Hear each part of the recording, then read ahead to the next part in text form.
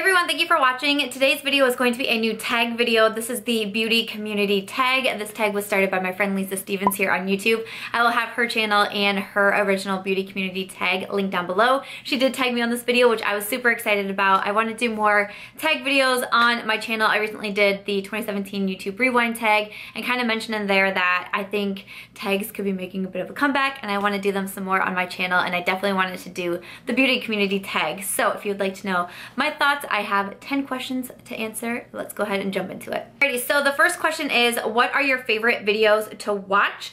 My favorite videos to watch, I did also recently do a video on this, my favorite and least favorite videos to watch. I'm gonna leave that video linked down below because I do chat like more in depth about it, but some of my favorite videos to watch, I mentioned that I really love tutorials. I got asked a lot of questions of who I really like to watch for tutorials. I definitely love Babs Beauty. She's one of like my all-time favorites for tutorials. Also, I really love watching That Girl Shay XO. Her tutorials are they're just something different, and her vibes are just a little bit more unique when it comes to makeup, and it kind of pushes me out of my comfort zone. So I love following her tutorials as well. And then also like Desi Perkins, I love her tutorials. Jamie Genevieve, I really enjoy her tutorials as well. So those are a few of my favorite channels to watch for tutorials. So I love tutorials, but I also love watching reviews. Like, I'm such a review junkie. I love doing reviews myself, but I love watching reviews and hauls. I mentioned that I love watching makeup monthlies. I also just really enjoy watching unique content on YouTube, and I explain that kind of further into the video.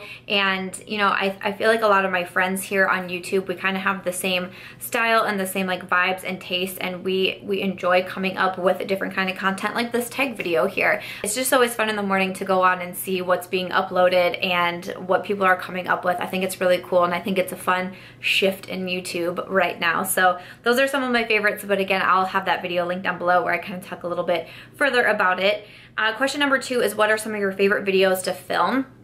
My favorite type of videos to film are definitely ones like this where I just get to sit down and talk. I'm not a tutorial based channel. Sometimes like 1 or 2 times a month I'll do some sort of like get ready with me or a first impression video. I get requested a lot for tutorials and things like that, but they're just not really my favorite to do. But I kind of compromise doing 1 to 2 a month, which I upload almost every single day. So that's, you know, 1 or 2 videos out of 30 videos.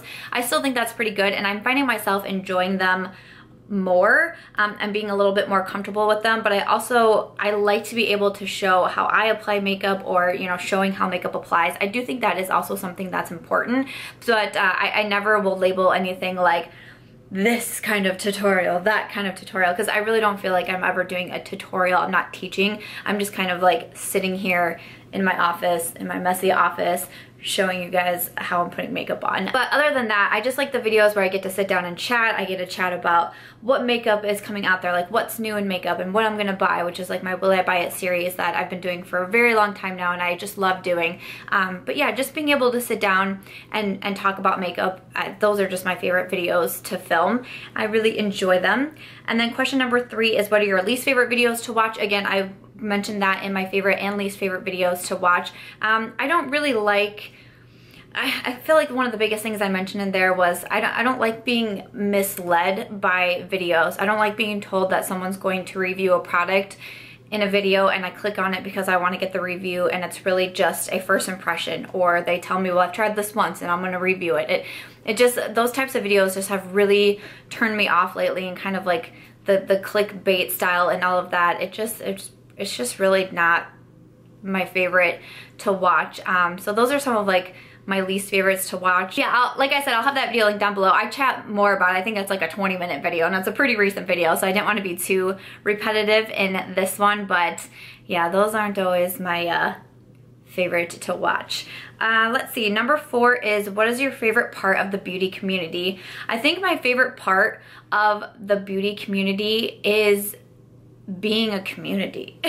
I don't know if that makes sense, but it's being able to know that every single day I get to talk to not just one person, I get to talk to so many people, whether it's in the YouTube comments, whether it's over on Instagram, it's on Twitter, it's on my Snapchat. I get to talk to so many people, and it's such a bright part of my day, and I appreciate it so much. I've talked before in past videos that I started YouTube at a very low time in my life, and I needed something to be able to focus my energies on, because what I was focusing on was negatives and how bad everything sucked and how life wasn't going the way I wanted to. And I wasn't able to focus on something positive. So starting a YouTube channel really gave me an outlet for positivity. And I am a creative person. If you are newer to my channel, I'm a published author. I have 5 published novels. So I am creative in that sort of sense. I'm not very like artistically creative, which plays into me not doing tutorials. And I learned everything about how to apply makeup from YouTube. So I'm not artistically creative, but I am a creative person.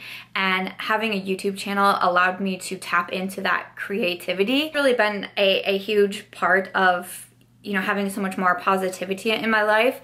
But then when it comes to the community, it's really, really so cool to get accepted into this community, and not just by the other YouTube creators, but by the people who come and watch the videos and support, and the subscribers and the followers. Like, it's really amazing to see that on a daily basis, really. It's been such a positive impact in my life. It's been so very cool. So the community aspect of the beauty community is something that I absolutely love and do not take for granted.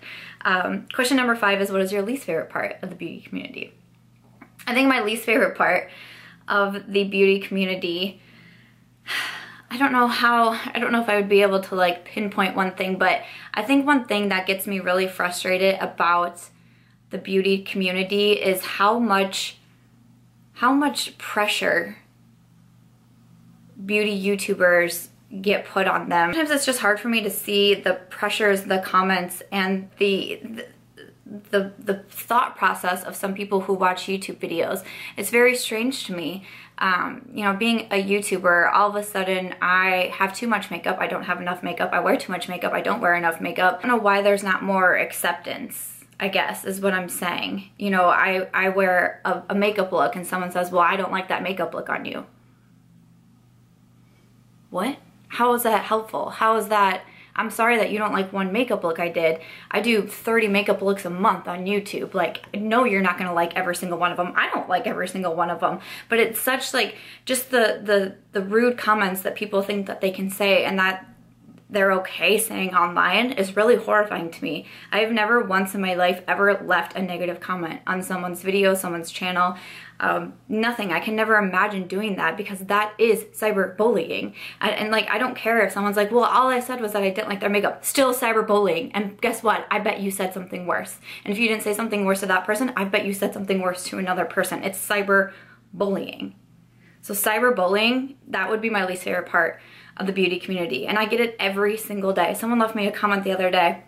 I was wearing hair extensions in a video, and they said, oh, your hair looks really nice. Usually it just looks long and stringy and gross, so good job. Hair looks good today. Are you kidding me?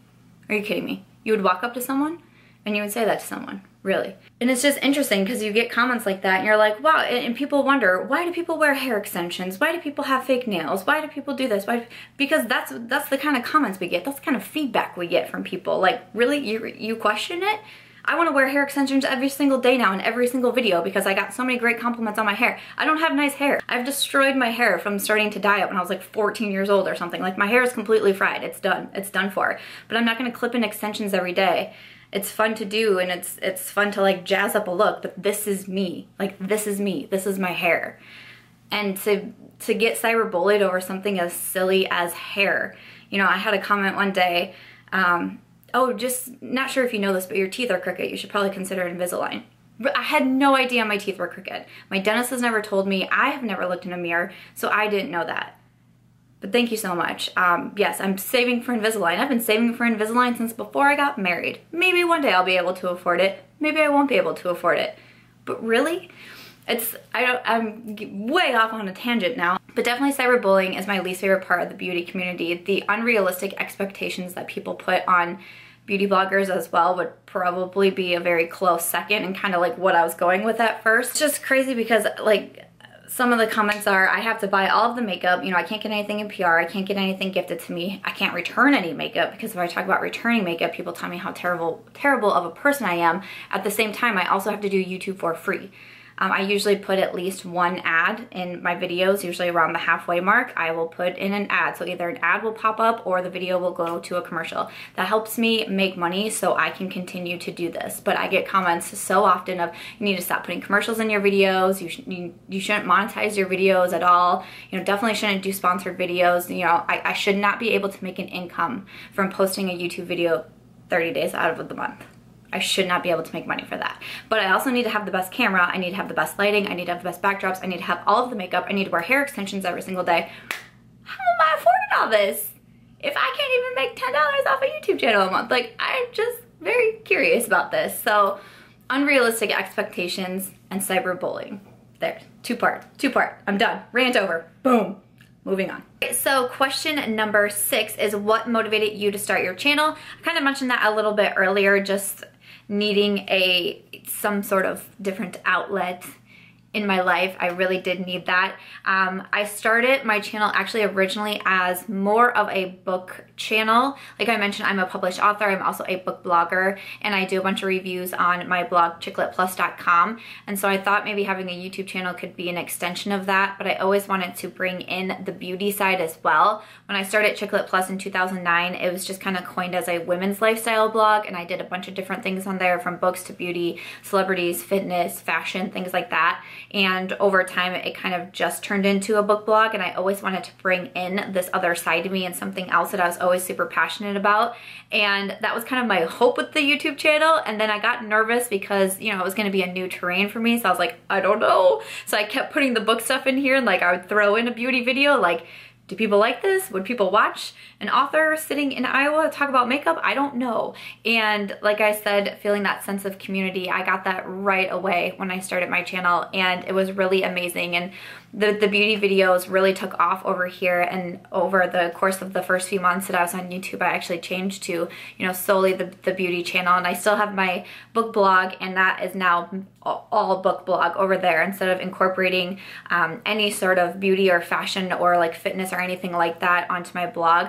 I keep that solely for like YouTube and Instagram and that sort of thing. So it's a really nice balance now, and I finally found the balance that I was always looking for between my two worlds of books and beauty. The next question, we are on number 7, is who inspires you on YouTube? And I don't think I would be able to name a specific person that inspires me on YouTube. I have so many great friends, other YouTube creators, and also subscribers who I definitely consider my friends as well. My friends and who are YouTube creators, I feel like they inspire me because they inspire me to keep pushing and to keep coming up with creative things. In my 2017 YouTube Rewind tag, I list off a whole bunch of other channels that I really love, who I consider my friends, and I mentioned how they inspire me to keep coming up with great ideas. Like my friend Lisa, who started this tag, inspire me to just keep coming up with good ideas, to not just ever kind of just sit back and be like, you know, because my channel has grown. I mentioned again in the Rewind tag that I was talking about a video that I posted in March, which was my 15K subscriber giveaway, and I'm now over 40,000, which is so exciting. It's amazing to see growth when, you know, when you're trying something, you don't know for sure, is this gonna work? Are people gonna watch my videos? Are people gonna be able to connect with me? And when you see that it is happening, it's super exciting. But I also think it could be easy to just kind of like sit back and be like, oh, well, good. Channel's growing, so I'll just keep doing the same thing, and I'll do what everybody else does, and I'll, you know, just kind of sit back and relax. And they really inspire me to keep pushing and to keep coming up with ideas. And if I have a unique idea, even if there's been a lot of unique video ideas that I have done that I'm like, I'm not sure if anyone's even gonna watch this video, rather than, you know, are other people gonna make this video? I don't know if anyone's gonna be interested in this, but they kind of like give me that courage that I can do it. So I think that's really cool and really inspiring. So they definitely inspire me a lot, and I just feel really lucky that I can consider so many people a friend of mine. I think that's really cool and really, really special. Number 8, number 1 thing you would change about the YouTube beauty community. I think one thing that I would like to see change is videos tearing other beauty bloggers down. I feel like that's almost like a cool thing to do right now. I kept getting tagged on, I can't even remember whose channel it was. I probably won't say it anyways, but I mean, I was getting tagged to watch this video about why all beauty bloggers are bad people, and it was from a fellow beauty blogger, and I'm like, why are you attacking your own community? I feel like I see so many videos like this with, whether it be clickbait titles or not, I don't know, because I don't click on those videos. I don't care to watch them. I don't care to watch another beauty blogger tear down other beauty bloggers. It's so disheartening to see that, and unfortunately I keep seeing these videos pop up, and I keep being told, hey, you should go watch this video, and I'm like, why? To watch people in the same industry, in the same profession, the people who do the same things, making an entire video tearing down other people? That's so disheartening.